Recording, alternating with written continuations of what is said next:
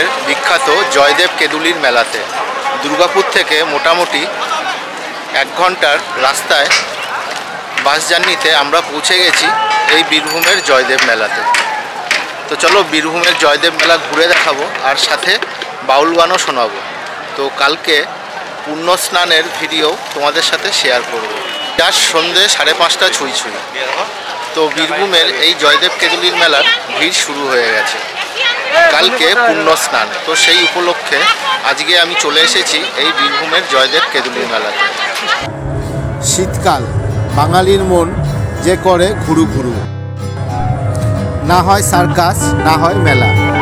জয়দেব মেলাতে এই হচ্ছে সেই স্নানের ঘাট, যদিও দুদিকেই আছে। তো পরিষ্কার দেখানোর জন্য আমি এই ঘাটটাই তোমাদেরকে দেখাচ্ছি, যেটা সকালবেলা বা ভোরবেলাতে তোমাদের এই যারা পুণ্যস্নান করবে সেই পুণ্যস্নানটা দেখাবো। রাস্তায় ভিড় সবে শুরু হয়েছে, এখনও মেলা ঠিক সেভাবে শুরু হয়নি। মানে এখানকার যে বৈশিষ্ট্য বাউল গান বা কীর্তন এখনও সেরকমভাবে শুরু হয়নি। বীরভূমের ঐতিহ্য শান্তিনিকেতনের পৌষ মেলা আর জয়দেব মেলা। প্রতি বছর পৌষ মাসের মকর সংক্রান্তির দিনে 3 থেকে 4 দিনের জন্য অজয় নদের তীরে অনুষ্ঠিত হয় এই মেলা, যা উৎসর্গ করা হয় কবি জয়দেবের বাসস্থান এই জয়দেব গ্রামের নামেই জয়দেব কেঁদুলির মেলা।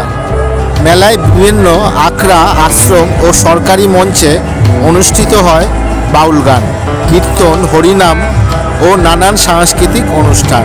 কথিত আছে নামকরা পূর্ণদাস বাউলের উত্থানই হয়েছে এই জয়দেব মেলার এই সরকারি মঞ্চ থেকে।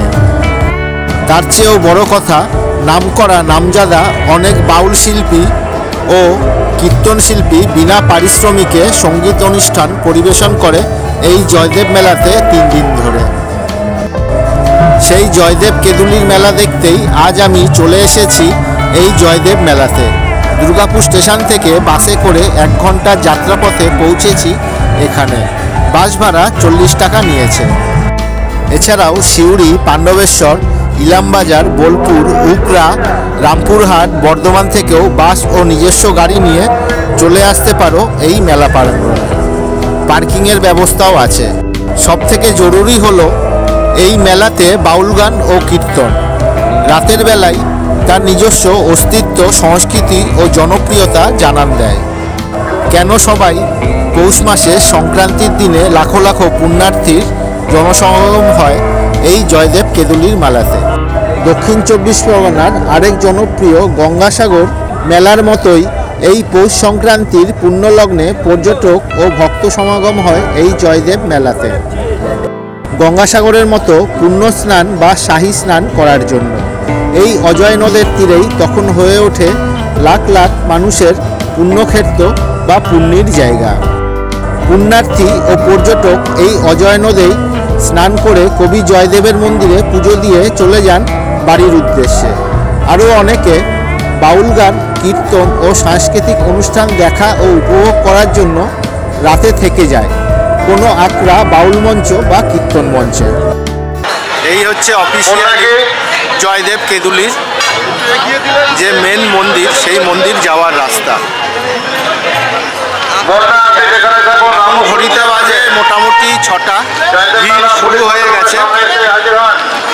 আর সোজা গেলেই সরকারি মঞ্চ, যেইখানে পূর্ণদাস বাউলও তার লাইফের প্রথম হরিনাম সংকীর্তন বা কীর্তন গান পরিবেশন করেছিল।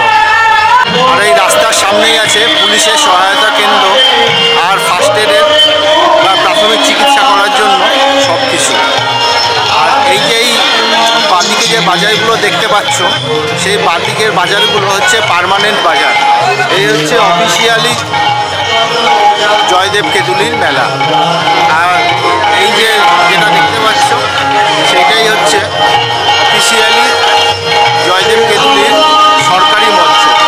বিশেষত্ব হলো এই মাছ ধরার জাল, যা এই মেলাতেও তোমরা পেয়ে যাবে। যারা কলকাতা বা তার ওই দিক থেকে আসছো তাদের কাছে মাছ ধরার জাল দেখা সত্যি এক বিরল জিনিস। তোমরা যারা রাতে থাকার প্ল্যান করবে তাদের জন্য অবশ্যই বলে রাখা ভালো, উপযুক্ত শীতের কম্বল, সোয়েটার ও গরম জামা অবশ্যই সাথে রাখবে, কারণ নদীর পাশে হওয়ার জন্য ঠান্ডা হাওয়া খুবই কষ্টকর। পরের ভিডিওতে নিয়ে আসছি তোমাদের জন্য মকর স্নান বা শাহী স্নান। এইসব কথা মাথায় রেখেই নিশ্চিন্তে চলে আসতে পারো বীরভূমের অজয় নদের তীরে জয়দেবের এই মেলাতে। চলো আমিও ঘুরে দেখি আর তোমাদেরও ঘুরে দেখাই এই জয়দেব মেলা।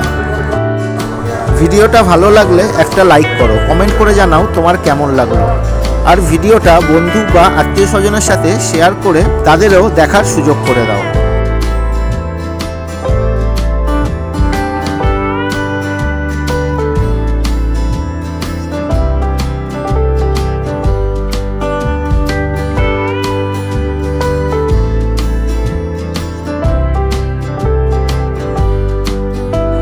আর চ্যানেলটা সাবস্ক্রাইব করে নোটিফিকেশান অন করে রাখো পরবর্তী মকর স্নান বা শাহী স্নানের ভিডিও দেখার জন্য।